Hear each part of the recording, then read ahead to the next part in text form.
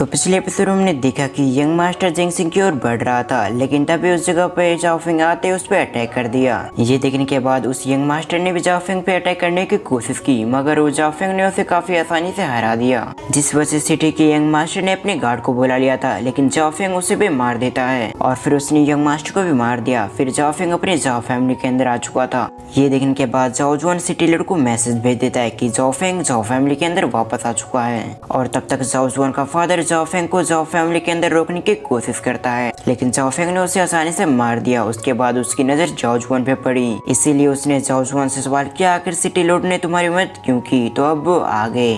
इस पार्ट की शुरुआत में जाओ जुआन ये सुनने के साथ ही काफी डर चुका था। साथ ही वो अपने मन में सोच रहा था, मुझे कुछ समय और जाओफिंग को इस जगह पर रोक के रखना होगा, और एक बार सिटी लॉर्ड की सेना इस जगह पे आ गई उसके बाद मुझे डरने की जरूरत नहीं पड़ेगी। ये सब सोचते हुए उसने जाओफिंग से फालतू बातें करना शुरू कर दिया। दूसरी तरफ जाओफिंग को भी समझ में आ चुका था, इसीलिए जाओफिंग जाओ जुआन को धमकी देते हुए कहता है, अगर तुमने अपनी फालतू बकवास बातें बंद नहीं की तो मैं तुम्हें मार डालूंगा, और साथ ही मुझे ये बताओ आखिर सिटी लॉर्ड ने तुम्हारी सहायता क्यों की? ये सुनने के बाद जाओ जुआन कहता है, मुझे इसके बारे में कोई जानकारी नहीं है। ये सुनने के बाद तो जाओफिंग को काफी गुस्सा आ चुका था, इसलिए वो अपनी एनर्जी को रिलीज करते हुए कहता है, मैं तुम्हें आखिरी मौका देता हूँ, अगर तुमने मुझे इस बार कुछ भी नहीं बताया तो मैं तुम्हें बिल्कुल भी नहीं छोड़ूंगा। पर अभी भी जाओ जुआन कुछ भी नहीं बताता, इसलिए जाओफिंग ने उसकी पिटाई लगाना शुरू कर दिया, और कुछ समय पिटाई खाने के बाद जाओ जुआन कहता है, मैं तुम्हें सब कुछ बताने के लिए तैयार हूँ, पर तुम मुझे छोड़ दो। ये सुनने के बाद जाओफिंग भी रुक गया। उसके बाद हम जाओ जुआन की हालत को देखते हैं जो काफी बिगड़ चुकी थी। फिर जाओ जुआन जाओफिंग को बताता है, सिटी लॉर्ड की बेटी के साथ तुम्हारी एंगेजमेंट बचपन में फिक्स हो गई थी, पर सिटी लॉर्ड और सिटी लॉर्ड की बेटी तुम्हें पसंद नहीं करती थी,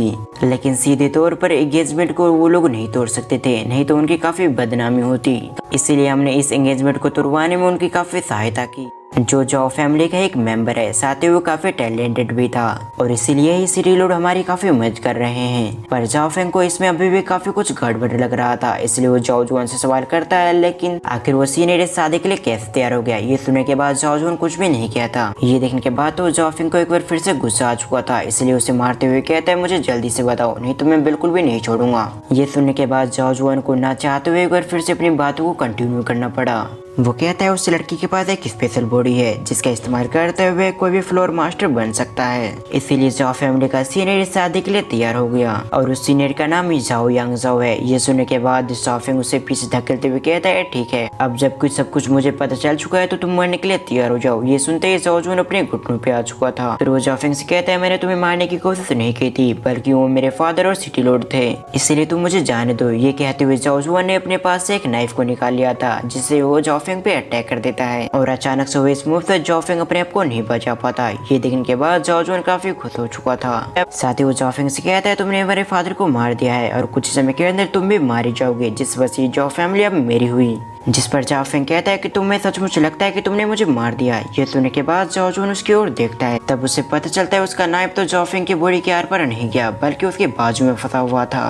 तभी जाओफिंग उस नाइफ को फेंकते हुए कहता है, कुत्ते की दुम कभी भी सीधे नहीं हो सकती। ये कहते हुए जाओफिंग जाओ जुआन पे अटैक करने लगा, और कुछ ही हमलों के अंदर वो मारा गया। तभी उस जगह पर जीसेंग आते हुए उससे कहती है, मास्टर क्या आप ठीक है? ये सुनने के बाद वो भी नोट करता है। साथ ही वो बताता है, मैंने इन दोनों बाप बेटी को मार दिया है, इसलिए मैं जाओ फैमिली को तुम्हें सौंप रहा हूँ, और मैं अपने ग्रैंडफादर को ढूंढने जा रहा हूँ। ये कहने के साथ ही जाओफिंग उस जगह से चला जाता है, और फिर हम अगले सीन में जाओफिंग को देखते हैं जो ढूंढते हुए एक जगह पे आ चुका था जहाँ एक ओल्ड मैन की बॉडी पड़ी होती है। उसे देखने के बाद जाओफिंग उसके पास जाते हुए कहता है, ग्रैंडफादर क्या आप ठीक है? लेकिन उसे महसूस होता है जैसे कि वो मर चुके हैं, लेकिन सिस्टम जाओफिंग को बताती है, तुम्हारे ग्रैंडफादर अभी तक नहीं मरे, लेकिन कुछ समय के अंदर वो जरूर मारे जाएंगे, और अगर तुम अपने ग्रैंडफादर को बचाना चाहते हो तो तुम्हें एक पिल को परचेस करना होगा जो कि 3 लाख मेरिट पॉइंट के। ये सुनने के बाद जाओफिंग उससे बताता है कि मेरे पास इतने मेरिट पॉइंट नहीं है, जिस पर वो सिस्टम कहती है, अगर तुम्हारे पास इतने मेरिट पॉइंट नहीं है तो फिर मैं तुम्हें वो पिल भी नहीं दे सकती। ये सुनने के बाद जाओफिंग उससे कहता है, अगर तुम मुझे पिल नहीं दोगे तो मैं खुद भी पिल बना सकता हूँ। ये कहने के साथ ही उसने अपने पास से एक बुक निकाल लिया था। ये कहने के साथ ही जाओफिंग ने अपने पास से एक एल्केमी बुक को निकाल लिया, और ये बुक सिस्टम की ओर से जाओ जुआन के फादर को मारने पर जाओफिंग को मिला था। इधर वो सिस्टम जाओफिंग से कहती है, तुमने अभी तक एल्केमी भी नहीं सीखा, तो तुम्हें लगता है कि तुम इस एल्केमी की बुक को पढ़ने के बाद एल्केमी इतनी जल्दी सीख जाओगे और तुम अपने ग्रैंडफादर के लिए एक पिल बना पाओगे? अगर तुम ये सोच रहे हो तो मैं तुम्हें बता दूं, एल्केमी सीखने में काफी समय लगता है। इसलिए तुम इतनी जल्दी उसे नहीं सीख पाओगे। पर जाओफेंग उसकी बात को इग्नोर करते हुए अपनी फायर को एक्टिवेट कर लेता है। साथ ही उसने उस जगह पर एक कढ़ाई को भी ढूंढ लिया था। इसी बीच उसे दीवार पर कुछ लिखा हुआ दिखता है, इसलिए जाओफेंग और सिस्टम उसकी ओर जाने लगते हैं और दीवार पर जाओफेंग के ग्रैंडफादर ने लिखा था। जाओफेंग पढ़ता है, उस पर लिखा हुआ था, जाओफेंग अगर तुम इसे पढ़ रहे हो तब तक शायद मैं मारा जा चुका हूँ, लेकिन तुम मेरी चिंता मत करना। साथ ही मैं तुम्हें एक राज की बात बताना चाहता हूँ कि आज से 300 साल पहले हम इस जगह पर नहीं रहते थे, बल्कि हमारा जाओ फैमिली काफी बड़ी थी, मगर कुछ दिक्कतों की वजह से हमारे एंसेस्टर ने हमें इस जगह से निकाल दिया। इसीलिए हमें मजबूरन इस छोटी सी सिटी के अंदर आना पड़ा। मगर तुम्हारे फादर काफी टैलेंटेड थे और हम सभी ने तुम्हारे फादर से उम्मीदें लगा रखा था कि तुम्हारे फादर हम सभी को होम टाउन जरूर ले जाएंगे। पर ऐसा करने से पहले जाओ जुआन के फादर ने हमें धोखा दे दिया और तुम्हारे फादर को मार दिया। इसलिए अब मेरी आखिरी इच्छा है कि तुम अपने फादर के अधूरे काम को जरूर पूरा करना और हमारी फैमिली को अपने असली घर जरूर लेके जाना। ये पढ़ने के बाद जाओफेंग काफी इमोशनल हो गया था। वो अपने ग्रैंडफादर से कहता, आप बिल्कुल भी फिक्र ना करें, मैं अपनी फैमिली के साथ अपने असली घर जरूर ले जाऊंगा, लेकिन साथ ही मैं आपको भी जरूर बचाऊंगा। तभी उस जगह पर जुइस भी आ जाती है, जो जाओफेंग को बताती है कि फैमिली के अंदर सब कुछ ठीक है। साथ ही मैंने आपके बारे में उन्हें बता दिया है, जिस बच्चे उसे भी काफी खुश है। ये कहते हुए उसकी नजर भी ग्रैंडफादर पे पड़ गई थी, इसलिए वो फिक्र होते हुए कहती है आखिर ग्रैंडफादर को क्या हुआ है। ये सुनने के बाद जाओफेंग कहता है, जिनसेंग तुम बिल्कुल सही समय पे आई हो, मुझे काफी सारे लिंगवांग ग्रास चाहिए ताकि मैं एक पिल को रिफाइन कर सकूं। फिर अगले सीन में जिनसेंग काफी सारे ग्रास को लेके आ जाते हैं। ये देखने के बाद जाओफेंग भी खुश हो गया था और अगले पल उसने अपनी फायर को एक्टिवेट कर लिया, जिसके बाद वो रिफाइनिंग को शुरू कर देता है। और पिल रिफाइन करने से पहले जाओफेंग ने एक बुक को पढ़ा था, जिसके अंदर लिखा था आखिर पिल रिफाइन कैसे किए जाते हैं, और उसी मेथड को फॉलो करते हुए जाओफेंग कई सारे पिल्स को रिफाइन करने लगा, जो देखकर तो सिस्टम भी हैरान हो गई थी। पर वो उसे कांग्रेचुलेशन करते हुए कहती है, तुम फाइनली एक अल्केमिस्ट बन चुके हो। साथ ही जाओफेंग जितना पिल रिफाइन कर रहा था उसे उतने ही मेरिट पॉइंट दिए जा रहे थे, जिस बात से जाओफेंग काफी खुश होता है। इसलिए वो काफी सारे पिल रिफाइन करने लगा और इसी तरह से पिल रिफाइन करते हुए जाओफेंग लेवल 5 का अल्केमिस्ट बन चुका था, जिस बात से तो वो काफी खुश होता है। साथ ही जाओफेंग अब अपने ग्रैंडफादर के लिए टियर 5 का पिल रिफाइन कर सकता था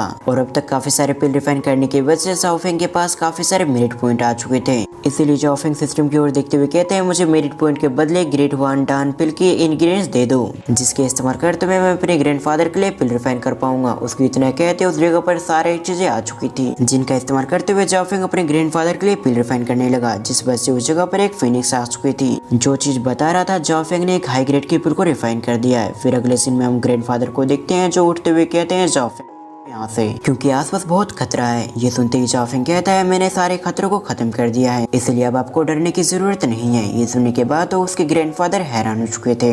तभी सिस्टम जाओफेंग को बधाई देते हुए कहते हैं, तुमने अपने दुश्मनों को खत्म करते हुए तुमने अपने ग्रैंडफादर को बचा लिया है, इसीलिए सिस्टम ने तुम्हारे एक लेवल को बढ़ा दिया है। साथ ही वो तुम्हें ड्रैगन स्लेश स्वॉर्ड भी देती है और अब तुम्हारे सामने जितने भी खतरे आने वाले हैं वो पहले से कई गुना पावरफुल होंगे। तभी जाओफेंग के ग्रैंडफादर उससे कहता है, तुम्हारा बहुत बहुत धन्यवाद कि तुमने मेरी जान बचाई। साथ ही मैं तुम्हें तुम्हारी एंगेजमेंट के बारे में बताना चाहता हूँ। जिस पर जाओफेंग कहता है, ग्रैंडफादर मुझे पहले से पता है और साथ ही आपने जो मेरे लिए मैसेज छोड़ा था मैंने उसे भी पढ़ लिया है, इसलिए आपको फिक्र करने की जरूरत नहीं है। मैं अपनी पूरी फैमिली को अपनी होमलैंड जरूर ले जाऊंगा, जहाँ हमारी जाओ फैमिली के एंसेस्टर रहते हैं, लेकिन इससे पहले मैं उस सिटी लॉर्ड को मारूंगा, क्योंकि उसने भी हमें मारने की कोशिश की थी। साथ ही वो भी हमारे जाओ फैमिली के मैटर में कहीं न कहीं इन्वॉल्व था। ये कहने के साथ ही जाओफेंग ने अपने ड्रैगन स्लेश स्वॉर्ड को निकाल लिया था, पर तभी ग्रैंडफादर आते हुए उसे रोकते हुए कहते हैं, नहीं, क्योंकि अभी तुम्हारे पास इतनी पावर नहीं है कि तुम उनके साथ फाइट कर पाओ, जिस वजह से तुम्हारी भी कंडीशन तुम्हारे फादर जैसी हो जाएगी। और वैसे भी उन लोगों को पता नहीं है कि जाओ फैमिली के अंदर तुम आ चुके हो। साथ ही हम दोनों जिंदा हैं,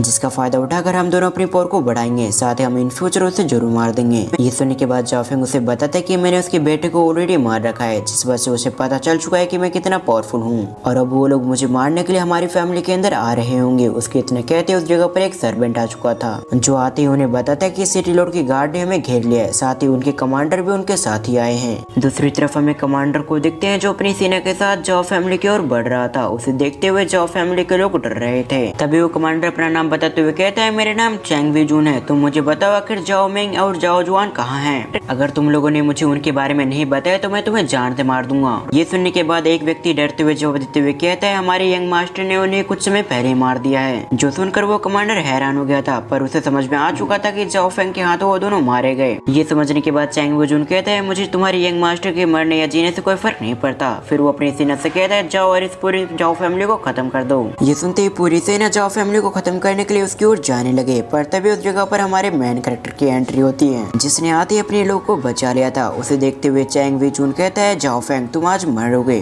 तुमने इस जगह पर आकर बहुत बड़ी गलती की है। फिर वो अपनी सेना से कहता है जो भी जाओ फैंग को मारेगा मैं उसे काफी अच्छा इनाम दूंगा। ये सुनते ही कई सारे सैनिक जाओ फैंग को मारने के लिए उसकी ओर चले गए, पर दूसरी तरफ जाओ फैंग के पास ड्रैगन स्वॉर्ड थी, जिसकी मदद से जाओ फैंग कई सारे सैनिक को मारने लगा। ये देखते ही कई सारे सैनिक अपनी जगह पर रुक गए। दूसरी तरफ जाओ फैंग कहता है तुम्हारी हिम्मत भी कैसे हुई कि तुमने मेरी फैमिली पे हमला किया, जो चीज चैंग वूजुन को बिल्कुल भी पसंद नहीं आती। वो कहता है लड़के तुम काफी एरोगेंट हो, इसलिए मैं तुम्हारी फैमिली के सामने तुम्हें काफी इंजर्ड कर दूंगा, फिर मैं देखूंगा आखिर तुम कैसे एरोगेंट बनते हो। ये कहने के साथ वो अपने स्वॉर्ड के साथ जाओ फैंग की ओर बढ़ने लगा। अगले पल उसने जाओ फैंग पे काफी सारे अटैक कर दिए, मगर जाओ फैंग किसी तरह से अपने आप को बचा लेता है। साथ ही वो जानता था वो इस कमांडर का मुकाबला नहीं कर पाएगा, इसलिए वो अपने स्वॉर्ड के साथ उसके अटैक को डॉज करता रहता है। जबकि दूसरी तरफ जिंगसंग जाओ फैंग को लेकर काफी परेशान हो रही थी, इसलिए वो ग्रैंडफादर से सवाल करती है क्या हमारे यंग मास्टर उस कमांडर को हरा पाएंगे, जिस पर ग्रैंडफादर कहते हैं उन दोनों के लेवल में काफी बड़ा डिफरेंस है, इसलिए जाओ फैंग का जितना मुश्किल है। ये कहने के साथ ही ग्रैंडफादर खांसने लगते हैं, क्योंकि अभी भी उनकी कंडीशन पूरी तरह से ठीक नहीं हुई थी।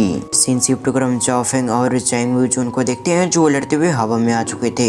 तभी चैंग वूजुन की अटैक से हिट होकर जाओ फैंग नीचे आ जाता है। ये देखते ही जाओ फैंग ने फाइट करने के लिए अपने 10 डिवाइन स्वॉर्ड फॉर्मेशन को एक्टिवेट कर लिया, और अगली पल उस फॉर्मेशन के अंदर से कुछ स्वॉर्ड निकलकर चैंग वूजुन को तरफ जाने लगती है। ये देखते ही उसने भी एक पावरफुल अटैक कर दिया, जिससे उन दोनों के ही हमले हवा में डिस्ट्रॉय हो जाते हैं। और इस अटैक की एनर्जी को देखकर वो कमांडर भी हैरान हो गया था। साथ ही वो अपने मन में कहता है कि ये लड़का काफी पावरफुल है, जिसके बाद वो जाओ फैंग से कहता है तुम हार मान लो, मैं बिना तरपाए तुम्हें मार डालूंगा। दूसरी तरफ जाओ फैंग उसकी बात को नजरअंदाज करते हुए अपने मन में कहता है ये व्यक्ति बहुत पावरफुल है, इसलिए ही मुझे इसे मारने के लिए किसी ट्रिक का इस्तेमाल करना होगा। ये कहने के साथ ही वो अपने स्वॉर्ड को ऊपर कर लेता है। तुमने मुझे अपने सबसे पावरफुल अटैक करने पे मजबूर कर दिया है, इसलिए बाद में मुझे ब्लेम मत देना। ये कहते ही जाओ फैंग के अंदर से एक पावरफुल एनर्जी निकलने लगती है, जिस एनर्जी को देखकर सभी लोग शॉक्ड हो गए थे। साथ ही उन्हें लग रहा था कि ये अटैक काफी पावरफुल होगा, पर हम देखते हैं जाओ फैंग उस जगह से निकल जाता है और जाते हुए अपने ग्रैंडफादर से कहता है मुझे इससे लड़ने के लिए कुछ समय चाहिए, इसलिए कुछ समय आप इसे संभाल लो।